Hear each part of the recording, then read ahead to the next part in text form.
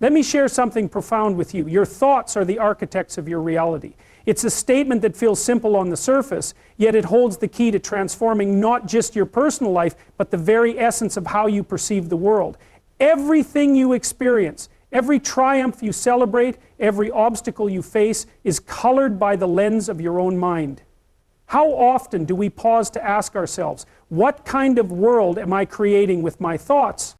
Think about this for a moment. Your mind is like fertile soil, and your thoughts are the seeds. What you plant is what you grow. If you sow seeds of self-doubt, negativity, and fear, don't be surprised when you reap a harvest of limitations. But if you cultivate ideas of possibility, resilience, and purpose, the fruits of your labor will be extraordinary. This isn't just motivational fluff. It's a principle grounded in human nature. I do ask, the world may throw challenges at you, but it's your mindset that determines whether you'll be buried under the weight of adversity or rise above it. And the very preparation that comes with preparation. There's a saying that goes, you can't stop the waves, but you can learn to surf.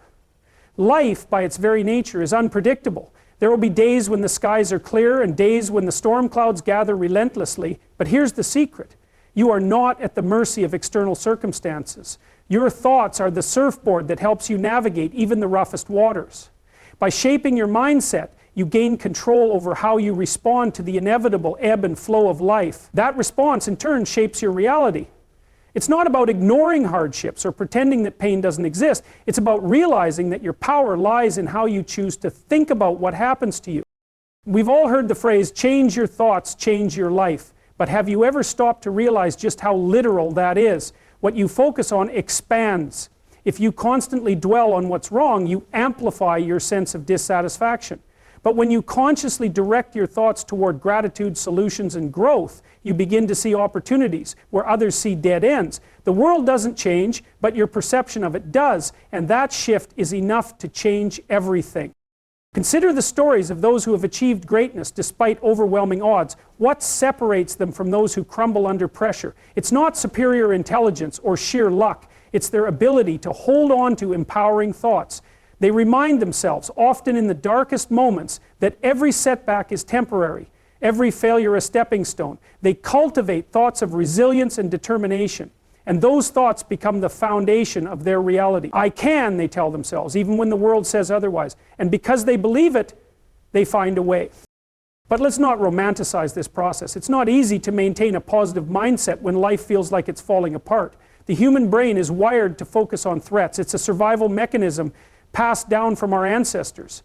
Negative thoughts are sticky. They cling to us and repeat themselves like an endless loop. That's why reshaping your mindset is an act of discipline, a daily practice that requires vigilance. It's about catching yourself in moments of negativity and asking, is this thought serving me? And if the answer is no, you replace it with one that does. Here's the thing, your thoughts don't just impact your internal world, they ripple outward into your actions and relationships. A person who believes they're capable approaches life with confidence, and that confidence inspires trust in others.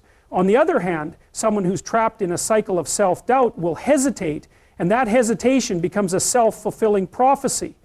Your thoughts influence the energy you bring to every interaction, every decision, every opportunity. There's immense power in self-awareness, in recognizing the stories you tell yourself. Are you the hero of your story, or have you cast yourself as the victim? Because the narrative you choose will dictate how you experience life. Victims see problems as insurmountable. Heroes see them as challenges to overcome. Victims believe they are powerless. Heroes understand that power lies within.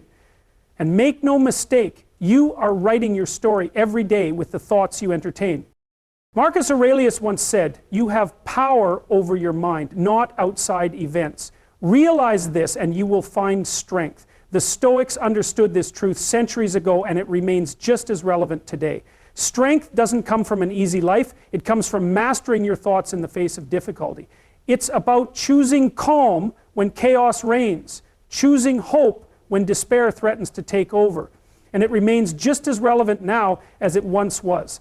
You know, whether you're dealing with stress threatens to take over. And let's talk about the flip side. What happens when we neglect this power?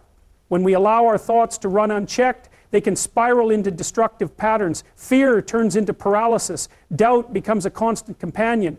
But here's the good news. You are not your thoughts. You are the thinker, the observer, the one with the ability to step back and decide, this is not the direction I want my mind to take. That realization alone is transformative. It means that no matter where you are today, you have the ability to change. The mind is a tool, not a master. It will create whatever you ask of it, whether that's a prison or a palace. If you want to build something extraordinary, you have to feed it with extraordinary thoughts. Read books that challenge and inspire you. Surround yourself with people who uplift you. Speak words of possibility and encouragement, even when you don't feel like it. Especially when you don't feel like it. Over time, these habits will rewire your brain, and the world around you will begin to reflect the change within. So as you leave here today, I ask you to reflect on one simple question. What kind of reality am I building with my thoughts? Are you planting seeds of growth, resilience, and purpose? Or are you letting the weeds of doubt and negativity take over? The answer to that question will shape not only your future, but the legacy you leave behind. Because when you change your thoughts, you don't just change your life, you change the lives of everyone you touch. Gratitude is not just a pleasant emotion, it's a profound transformative force that can shape the trajectory of your life. Most of us go through our days chasing something, success, happiness, fulfillment, often unaware that the key to attaining these lies not in acquiring more, but in appreciating what we already have. Gratitude is not passive, it's active. It's not merely saying thank you, but living in a way that acknowledges the value of every moment, every opportunity, every person. When you embrace gratitude, you alter your perspective, and when you alter your perspective, you elevate your entire existence. The modern world often encourages dissatisfaction. Advertisements, social media, and even our own comparisons whisper to us that we are not enough, that we do not have enough, that happiness lies just beyond the next promotion, the next purchase, the next milestone. But this is a dangerous illusion. If you're constantly focused on what's missing, you'll never appreciate what's present. Gratitude, on the other hand, shifts the focus. It says, look around, there is beauty here, there is value here, there is enough here. And the incredible thing is that when you recognize the abundance in your life, you attract even more. Gratitude is like a lens that clarifies the world. Without it, everything appears dull, lacking, insufficient. With it, even the smallest things shine. You notice the warmth of the sun on your face, the comfort of a shared laugh, the kindness of a stranger holding the door. These are not insignificant moments. These are the threads that weave the fabric of a meaningful life. As the saying goes, it's not happiness that brings us gratitude, it's gratitude that brings us happiness. When you cultivate gratitude, you shift from a mindset of scarcity to one of abundance, and that shift changes everything. There's a profound humility in gratitude. It requires you to recognize that not everything good in your life is solely because of your efforts. Someone taught you, supported you, believed in you when you didn't believe in yourself. Someone planted trees under whose shade you now rest. Gratitude acknowledges the interconnectedness of life, the fact that none of us truly succeed alone. It's not a weakness to admit that you've been helped along the way. It's a strength. Gratitude turns arrogance into humility and entitlement into appreciation. But let's not mistake gratitude for complacency. Being grateful for what you have doesn't mean you should stop striving for more. It doesn't mean settling for mediocrity or ignoring your potential. Rather, gratitude fuels ambition. It provides a solid foundation from which to build. When you're grateful, you're not driven by desperation or fear of failure, but by a desire to grow and contribute. You're not chasing success to fill a void, but to expand on the goodness already present in your life. Gratitude doesn't limit your aspirations, it amplifies them.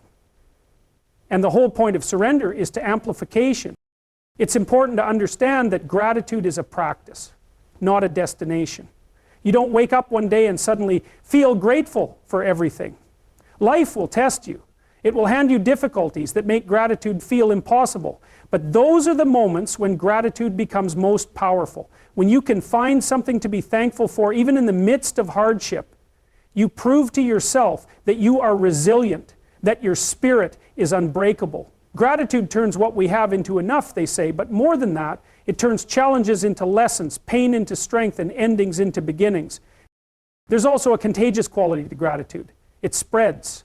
When you express genuine appreciation, it lifts not only your spirit, but also the spirits of those around you. Think about a time when someone sincerely thanked you, not out of politeness, but with real emotion. Didn't it make you feel valued? Didn't it make you want to do more? Gratitude creates a ripple effect. It inspires kindness, generosity, and connection. In a world often divided by differences, gratitude reminds us of our shared humanity. But why is it that gratitude feels so difficult sometimes? It's easy to be grateful when things are going well, but what about when they're not? When life feels heavy, when disappointment looms, when nothing seems to go your way? How can gratitude possibly exist in those moments? The answer lies in perspective. No matter how difficult your circumstances, there is always something to hold on to. Maybe it's the strength you've discovered within yourself. Maybe it's the support of a friend or the lessons learned from failure. Gratitude doesn't deny pain, it coexists with it. It says, this is hard, but I am still here. There is still something to value, something to hope for. The practice of gratitude begins with awareness. It's about slowing down and noticing what often goes unnoticed. How many times have you taken a sip of water without appreciating the miracle of clean, accessible drinking water? How often do you walk into your home without acknowledging the comfort and safety it provides? The things we take for granted are often the very things others are praying for. Gratitude starts when we stop taking life for granted and start seeing it as a gift. To live with gratitude is to live with intentionality. It's choosing to focus on what's right instead of what's wrong, on what you have instead of what you lack. This choice doesn't come naturally. It takes effort. But the more you practice it, the more natural it becomes.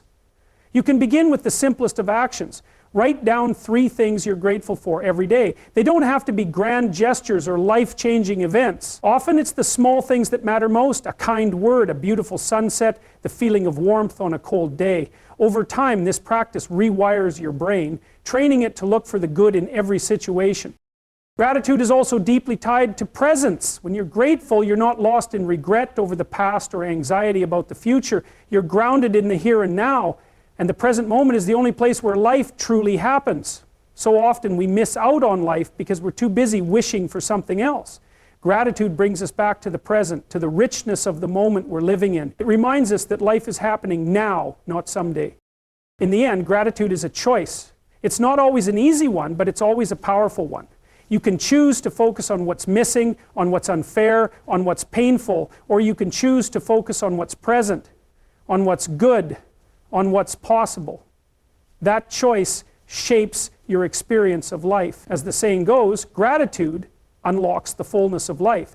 It turns what we have into enough and more. It turns denial into acceptance, chaos into order, confusion into clarity. It can turn a meal into a feast, a house into a home, a stranger into a friend.